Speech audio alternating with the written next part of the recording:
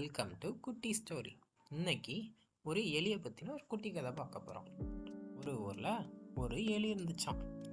அது ரொம்ப பசியாக 2-3 நாள் சாப்பிடாம இருந்துச்சான்.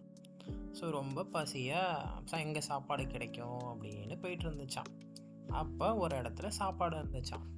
ஆனால் சாப்பாடை பார்த்ததில் அது ஒரு விஷயத்த மறந்துடுச்சு. அந்த சாப்பாடு ஒரு கூண்டுக்குள்ளே இருந்துச்சான்.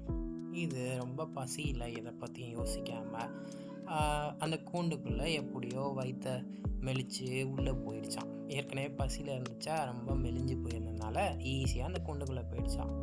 கூண்டுக்குள்ளே போய் நல்லா வயிறு முட்டை சாப்பிட்டுச்சான். சாப்பிட்டதும் எலி குண்டாயிடுச்சான். இப்போ கூண்டுலேருந்து வெளியில் வர முடியல, அங்கேயே மாட்டிக்கிச்சான். ஸோ இதுலேருந்து நம்ம என்ன தெரிஞ்சுக்கிறோம்? முன்ன பின்ன யோசிக்காமல் ஒரு விஷயத்தில் நம்ம ஈடுபடக்கூடாது.